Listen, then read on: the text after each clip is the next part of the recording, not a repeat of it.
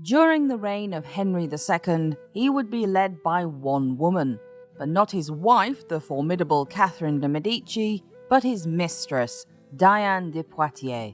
Diane was the daughter of a courtier, no different to the other girls at court, but she would go through being both the much younger wife and a much older mistress to the king.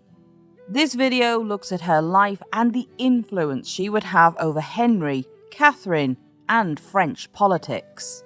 Diane de Poitiers was born on the 3rd of September 1499 into one of France's most prestigious noble families. Her father, Jean de Poitiers, was a prominent courtier who served King Charles VIII and later King Louis XII.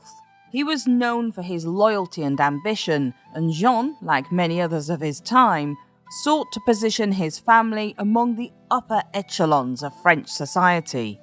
Diane's mother, Jeanne de Beauharnais, also came from an influential lineage, and this ensured Diane's upbringing was both cultured and politically astute from a young age. Diane would have grown up with an awareness of the personal and grander politics at play in France.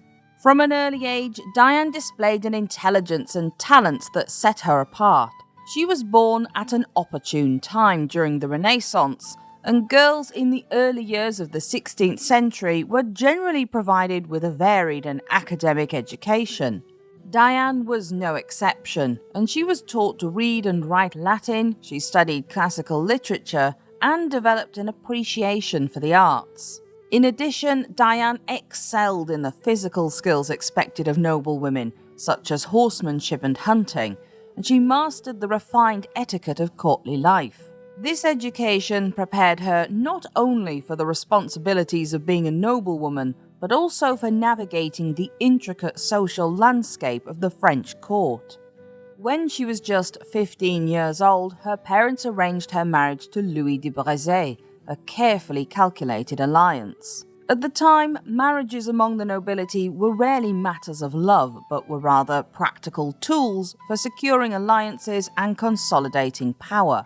Louis, aged 54 at the time of their union, was a grandson of King Charles VII and was the Seneschal of Normandy, one of the most powerful administrative roles in the kingdom. He was a trusted servant of the crown, known for his loyalty, skill in managing royal estates, and had significant influence in court politics.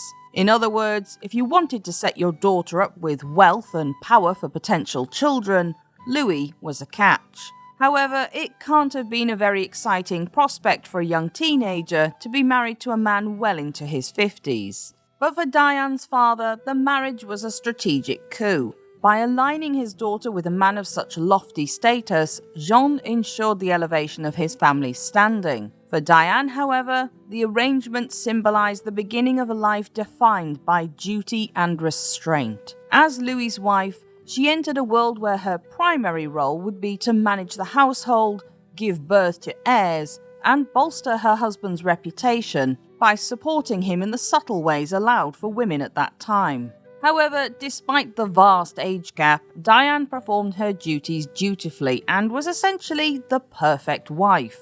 Louis was a pragmatic man dedicated to his work and deeply entrenched in the political machinations of the French court. He relied on Diane to manage their estates and represent the family during court events. Though she was admired for her beauty and charm, Diane maintained a subdued role, avoiding unnecessary attention or scandal. This reserved approach was a reflection of her careful understanding of the expectations placed upon her as a noblewoman and wife, but would also be something of a direct comparison to her later years. However, this doesn't mean she wasn't present in the centre of French courtly life, as shortly after her marriage, Diane became a lady-in-waiting to Queen Claude, and after the Queen's death, she then served the King's mother, Louise of Savoy. Their marriage produced two daughters, Louise and Françoise, securing the continuation of the family line. Diane devoted herself to their upbringing, ensuring they received the same refined education and preparation for court life that she had enjoyed.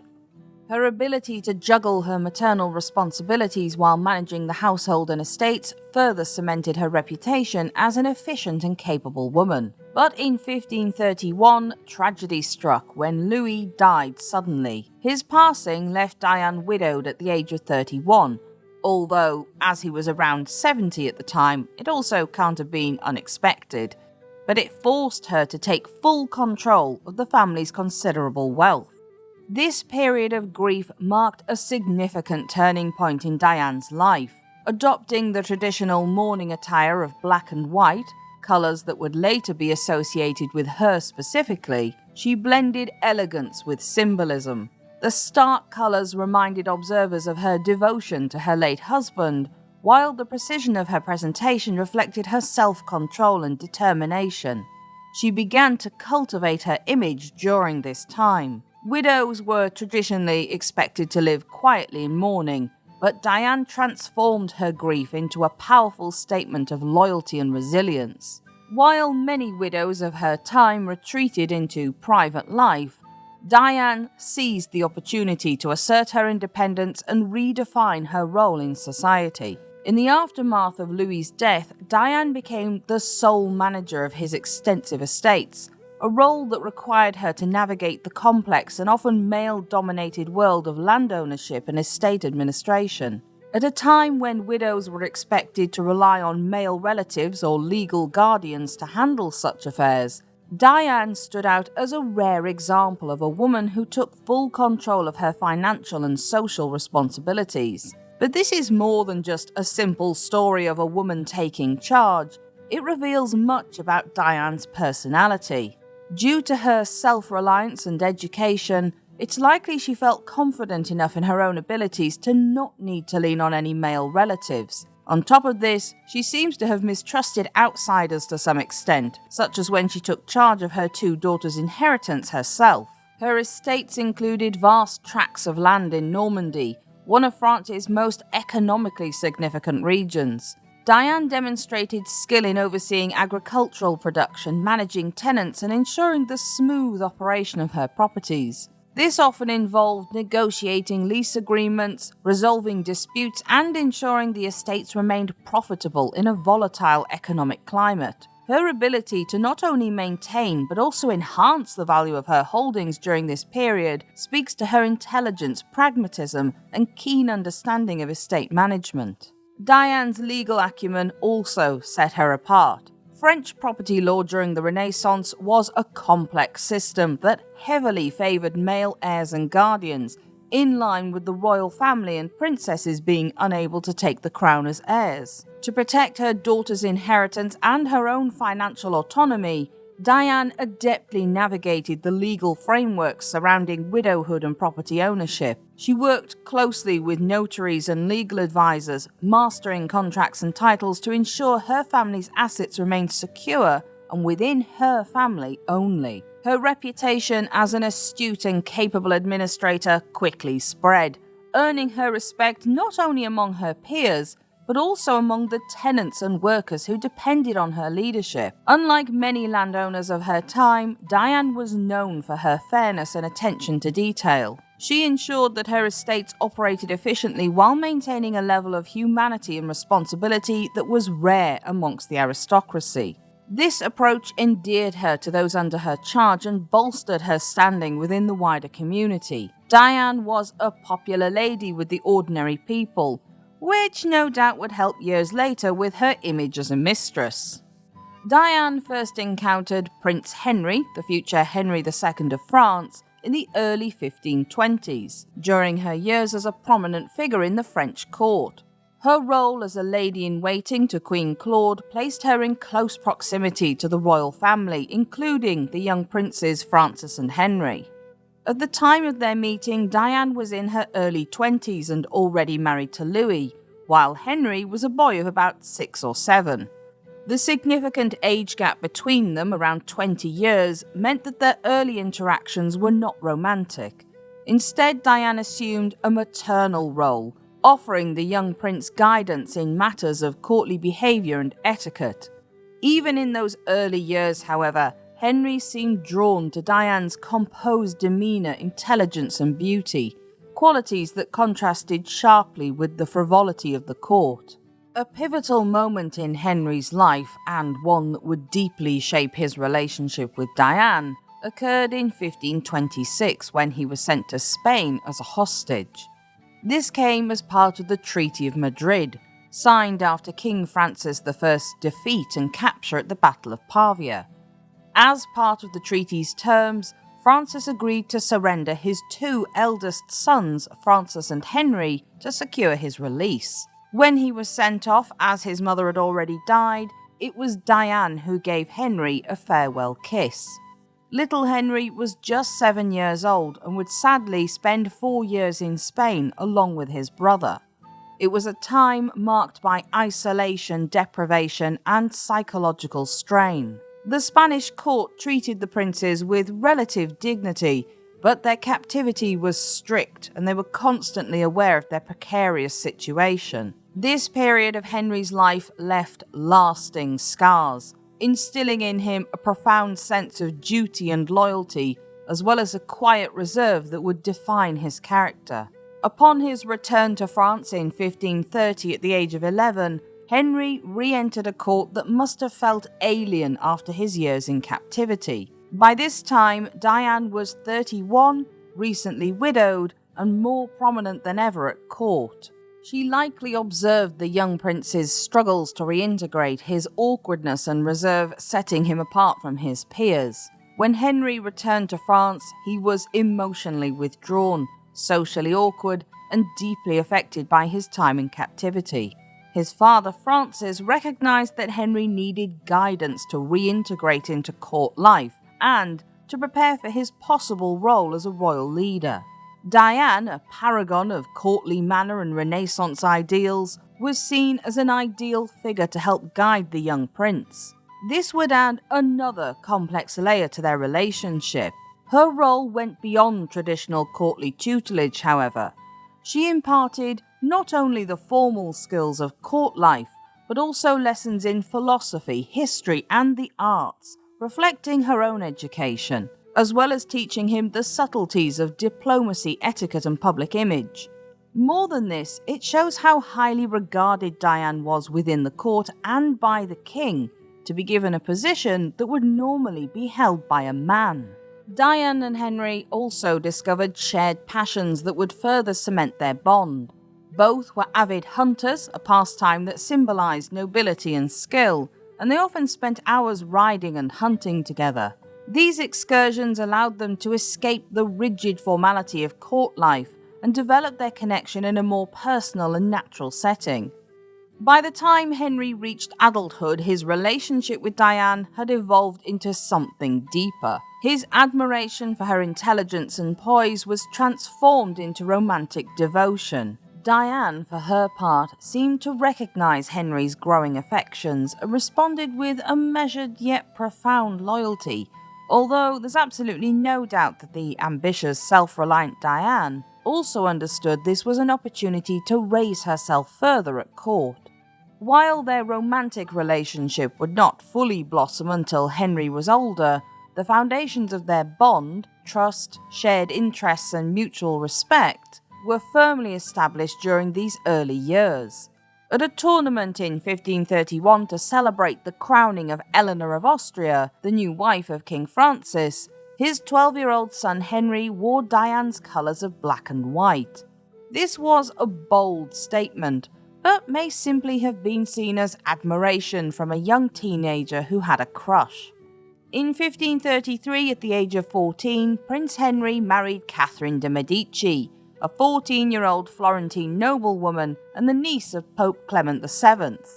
The union was politically advantageous for France, solidifying ties with the powerful Medici family and the papacy, while providing a strong buffer against the growing might of Spain. While the match was celebrated diplomatically, it was definitely not one of love or even compatibility. Henry and Catherine were both young, inexperienced, and vastly different in temperament. Catherine, though highly intelligent and ambitious, struggled to establish a strong connection with Henry, who came across as cold and aloof to her.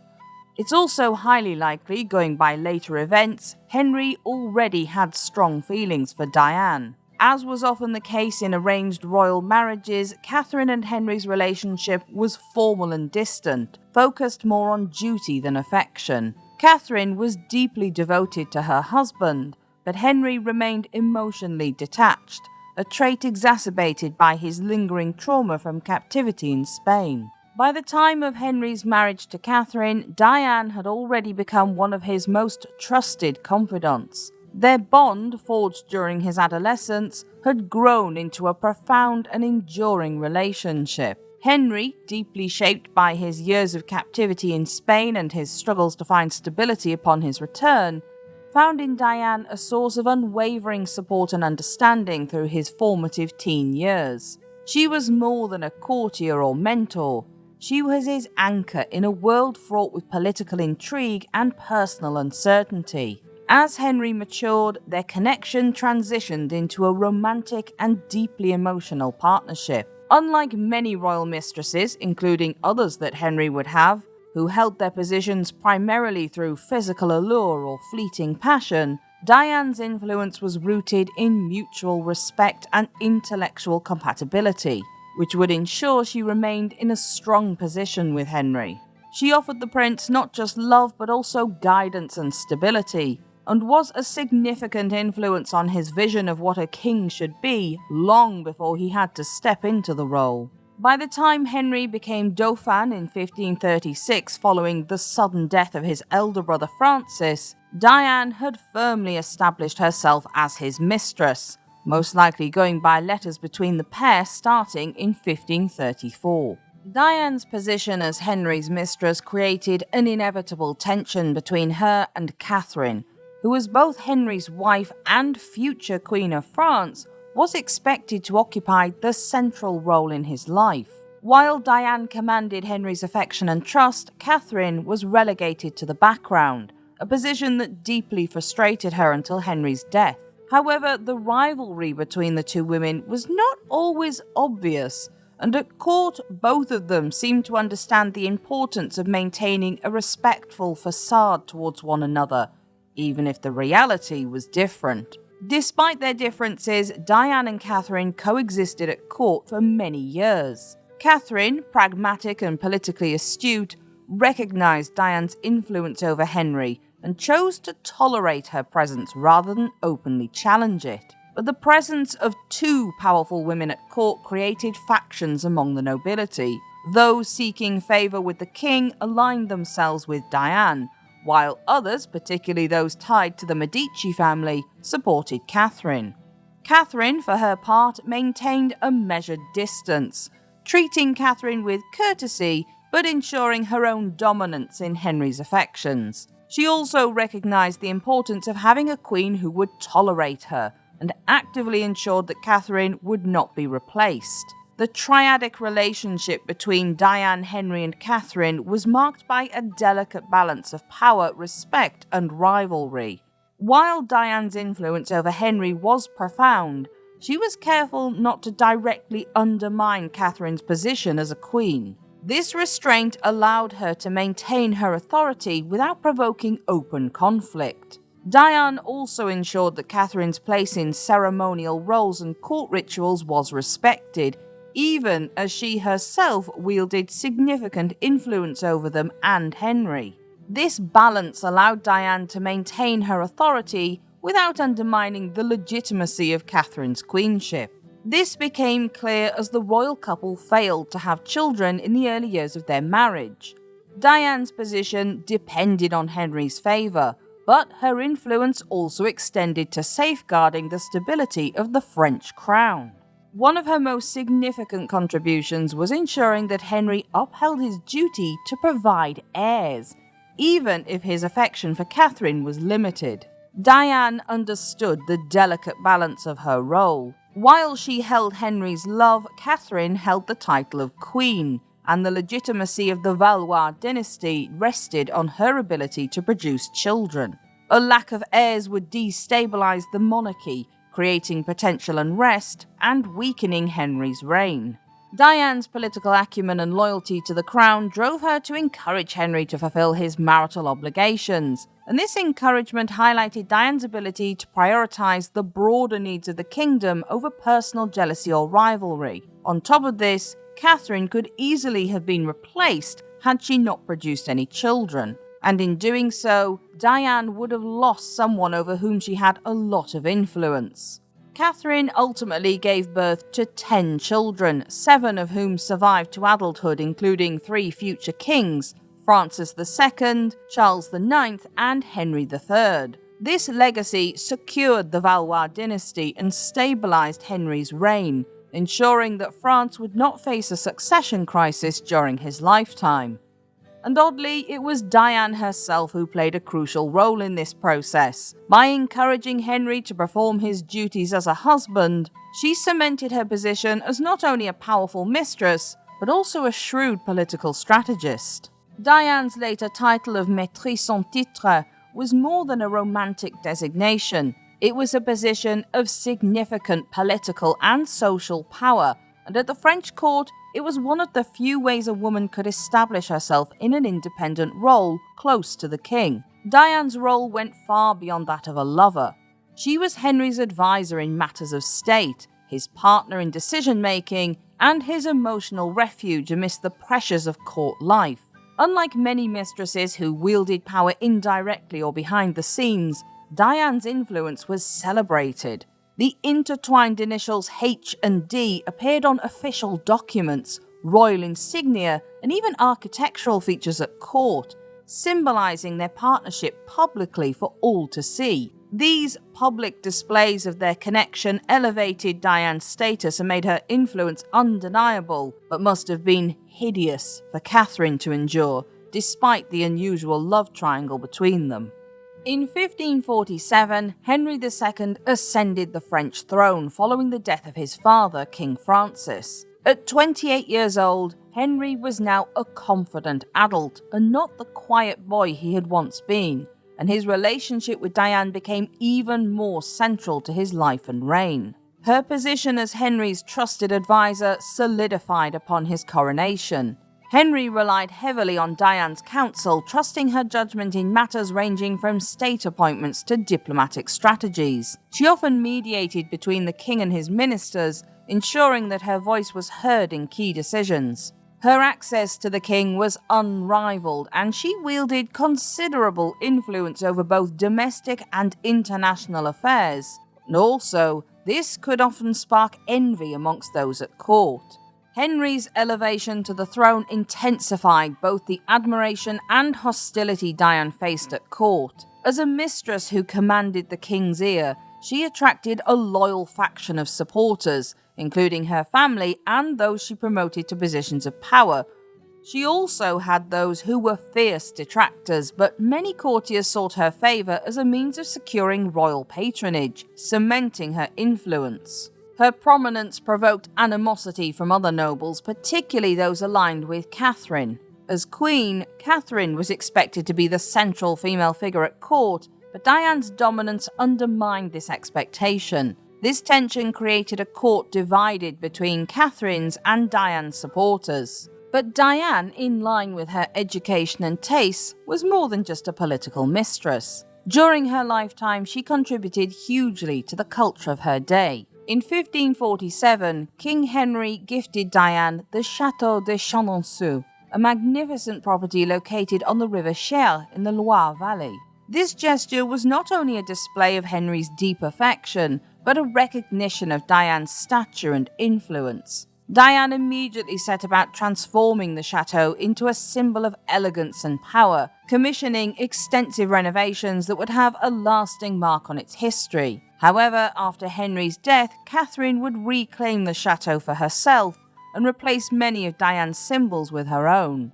Diane's patronage extended beyond architecture into the realms of literature, painting, and sculpture as well. As a true Renaissance woman, she cultivated a court of poets, artists, and scholars. She inspired Pierre de Ronsard to write verses about her, immortalizing her as an icon of elegance and virtue, as well as other poets such as Jean Dorat and Joachim du Bellay. Jean Goujon, the sculptor, created several works inspired by Diane, many of them leaning into her namesake of Diana, the Roman goddess of the moon and hunting. This was further embellished by Diane as one of her symbols was a triple crescent moon, a symbol of the goddess Diana. The painter François Clouet was commissioned several times by Diane to create portraits of her. Some of these were in traditional poses, but she also posed nude or topless, which seems at odds with the careful image she publicly created of herself, but in keeping with the frivolity of the 16th century French court. But Diane's patronage also extended to scholars and scientists, reflecting her interest in humanist ideals and the pursuit of knowledge. But it couldn't last forever. The sudden and tragic death of Henry II on the 10th of July 1559 marked the end of Diane de Poitiers' influence at the French court. On the 30th of June that year, King Henry participated in a jousting tournament in Paris, held to celebrate two significant events: the signing of the Peace of Cateau-Cambrésis, which ended decades of conflict between France and Spain, and the marriage of his eldest daughter Elizabeth of Valois to King Philip II of Spain. The festivities were intended to showcase the strength and splendour of the French monarchy. Henry, an accomplished and enthusiastic jouster, chose to personally compete in the tournament, despite his advisors' concerns about the risks involved. The king insisted on facing Gabriel de Montgomery, a captain of the Scottish Guard, in what was meant to be a friendly and symbolic match. But during the joust, both men charged at each other with their lances. In the heat of the contest, Montgomery's lance shattered upon impact with Henry's armour. A splinter from the broken lance pierced the king's visor and struck his right eye, penetrating deep into his brain. The injury was catastrophic, leaving Henry in immediate agony. Henry was quickly taken to his chambers, where the finest physicians of the day were summoned to attend to him. Despite their efforts, the medical knowledge of the Renaissance was insufficient to treat such a severe wound. The splinter could not be safely removed, and infection soon set in. Over the next 10 days, Henry lingered in excruciating pain, slipping in and out of consciousness. His condition deteriorated steadily, but eventually the king succumbed to his injuries, leaving the French court and kingdom in mourning. He was just 40 years old. This also ushered in a period of political and personal upheaval for Diane. Apparently, although the king had repeatedly called out for her on his deathbed, she wasn't allowed in to see him, marking the beginning of Catherine's influence. Henry's death left Diane vulnerable, as her power and position were entirely tied to his person. Without his protection, her enemies at court, particularly Catherine, seized the opportunity to remove her from power. Long overshadowed by Diane during her husband's reign, she wasted no time in asserting her authority as Queen Mother and Regent for her young son, Francis II. Catherine's resentment of Diane, which had understandably simmered for decades, finally culminated in a decisive act of revenge. One of Catherine's first acts was to reclaim the Château de Chenonceau, the jewel of Diane's holdings. Diane was compelled to exchange the chateau for the less prestigious Château de Chaumont, a move that symbolized her fall from favor. Catherine quickly set about erasing Diane's influence at Chenonceau, replacing Diane's symbols with her own and redesigning the chateau to reflect her vision. On top of this, Diane was effectively banished from the royal court with a letter sent by Francis II, but drafted by his mother, stripping her of her influence and connections. This exile marked the end of her public life. After her exile, Diane retreated to the Château d'Arnette, the other estate she had carefully built and decorated during Henry's reign. While no longer a central figure in French politics or court life, she continued to maintain her estates and oversee their operations with the same meticulous care that had characterized her earlier years. Although her financial resources were reduced, Diane's careful management of her estates ensured that she lived comfortably. She maintained a small but loyal household, and her reputation for fairness and intelligence earned her continued respect among her tenants and local nobility. Diane's later years were marked by introspection and reflection. While little documentation survives of her personal correspondence from this period, it is believed that she maintained contact with allies and members of her family, offering advice and support where needed. In 1565, Diane suffered a fall while out riding on her horse, which left her injured and largely bedridden for the final year of her life. She died on the 25th of April 1566, although there is some debate over whether her fall contributed to her death, if it was natural causes, or even that it was caused by a gold-based beauty regime. Modern analysis of remains assumed to be Diane's in 2008 suggested that prolonged exposure to gold-based elixirs, a popular Renaissance beauty treatment, may have contributed to her declining health. These elixirs, believed to preserve youth, likely contained mercury, which would have caused mercury poisoning over time. Analysis of her hair revealed gold concentrations approximately 500 times higher than normal levels. This finding aligns with historical accounts suggesting that Diane consumed drinkable gold, or aurum potabile, a concoction believed in the 16th century to preserve youth and beauty. Chronic ingestion of gold can lead to various health issues, including anemia, brittle bones, and organ damage, which could also have contributed to her fall as well as her overall health. Diane de Poitiers remains one of the most captivating figures of the French Renaissance, a woman whose intelligence, elegance, and ambition defined an era. As the maîtresse en titre of Henry II, she wielded unparalleled influence, shaping his reign through her counsel, cultural patronage, and astute political manoeuvring. Diane was not merely a royal mistress.